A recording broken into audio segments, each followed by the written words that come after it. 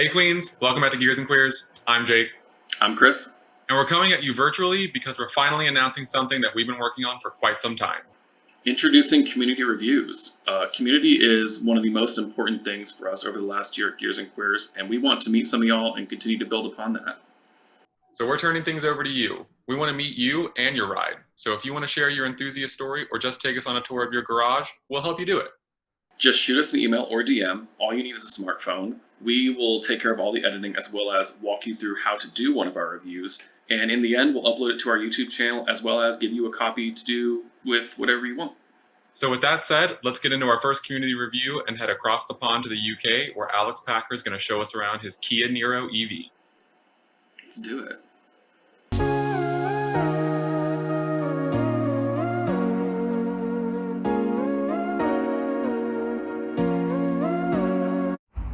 Hey Queens, I'm Alex and this is my 2019 Kia Niro or Niro EV. What about specs? Well, this car has a 64 kilowatt hour battery, which is good for around 230 to 280 miles in my experience. There are some people that do a lot of city driving that get more. I do a good mix of driving in summer and winter, so that's what I would say it is. Power-wise, 201 horsepower and 291 pound-feet of torque. All to the front wheels. Quite a lot. You will find yourself wheel spinning quite a lot. It's not a light car.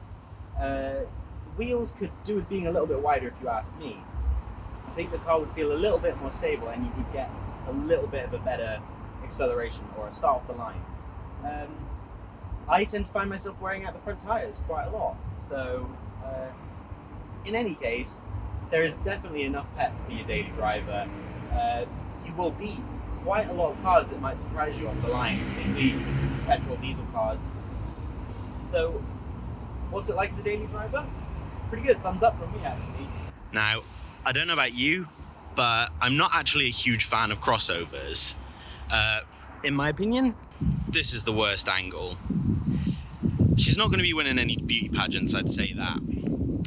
But for a crossover, for a family car, I mean, I don't hate the alloys. From the distance, almost has kind of the look of a hatchback. I think the best angle is definitely the front with the Tiger Nose grille.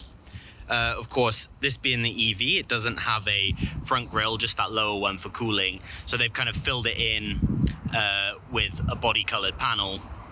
And that's where you'll find the charge flap as well. I'll just show you that quickly. There you go, you've got your Type 2 charger, which is what you'd find in Europe, and CCS combo for rapid charging.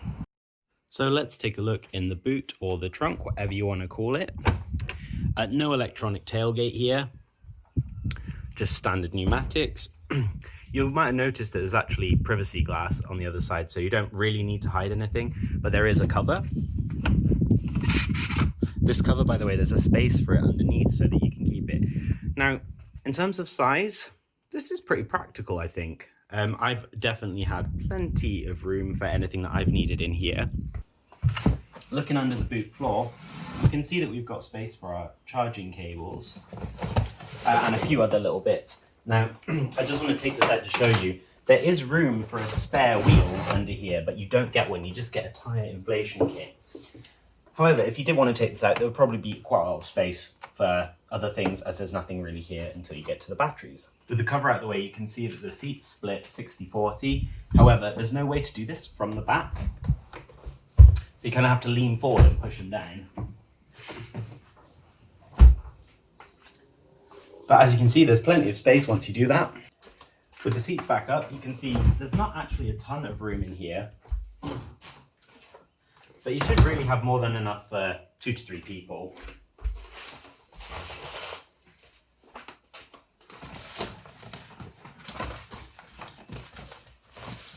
I've never had any problem getting stuff in that I've needed to,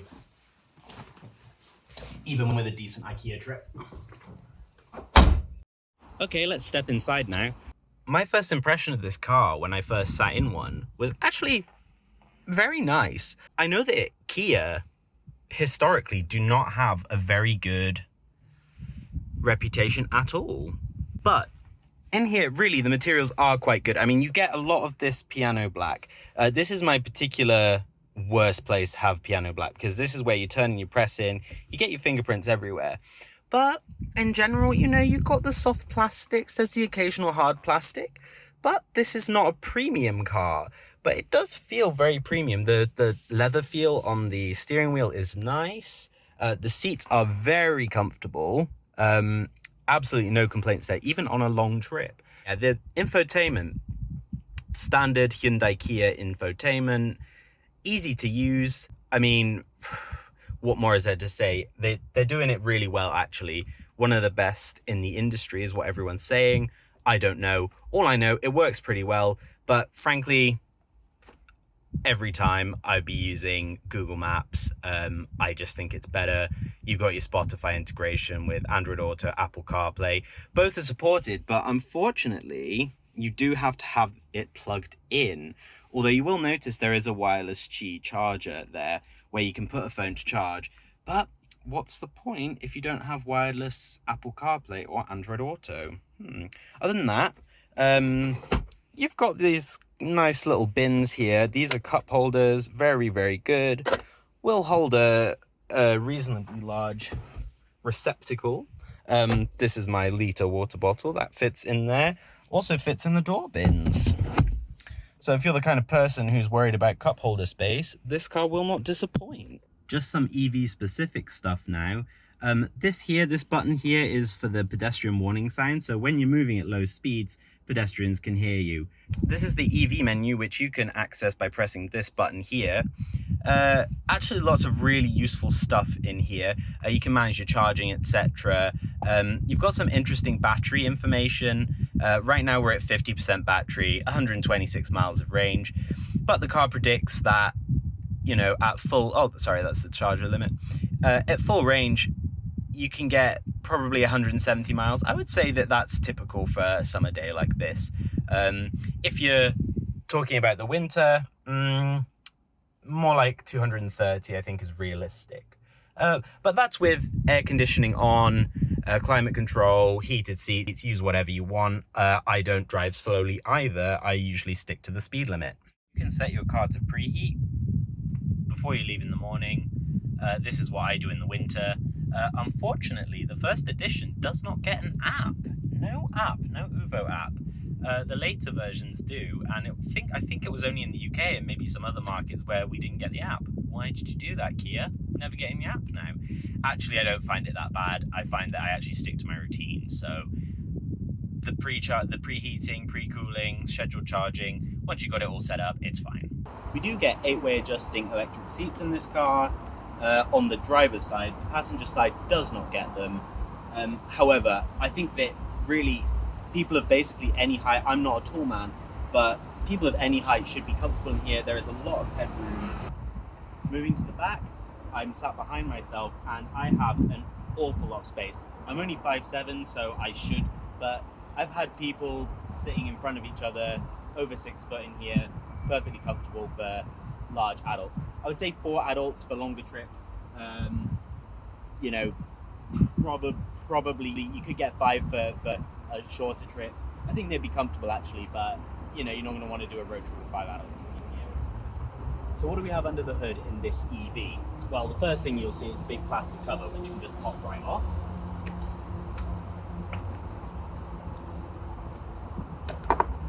So actually, there really isn't a lot to see in here. You've got your 12-volt battery, which you have on any car, that powers all of the ancillary controls, the lights, interior computer, everything like that. You also have, let me just bring you over here. So let's have a look now. This here, I believe, is the charging module. There's an inverter in there. You can't really see it, but down at the bottom, there is a motor and a transmission. But really, there's not a lot in these cars. I think it's a shame. I don't know how well you can see, but there's actually quite a lot of disused space in there. Would have been good if we could have had some kind of frunk or something. I think there would have been room for it. Worth remembering, of course, they do actually make this car as a hybrid and a plug-in hybrid as well. So this is where they would just drop in the combustion engine if there were one.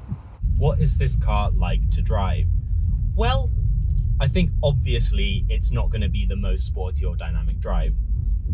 However, it does have its moments. If you put it into sport mode, it is very responsive. The torque is there immediately.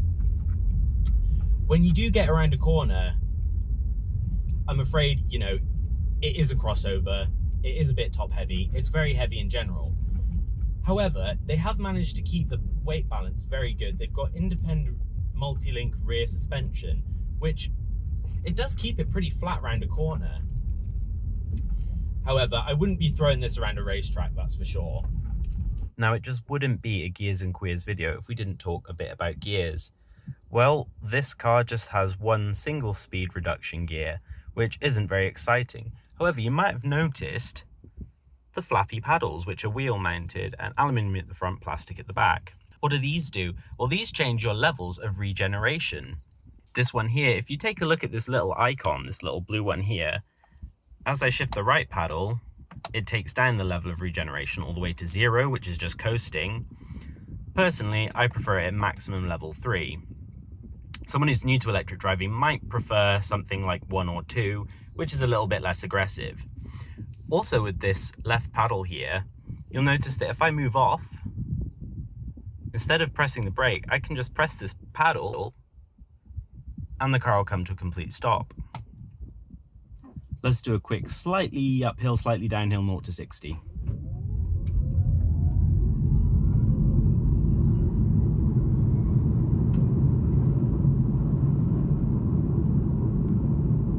Not too bad, really, for a big fat crossover anyway. The Kia Niro or Niro EV comes with smart cruise control as standard. This is the Kia Hyundai system. It's very good.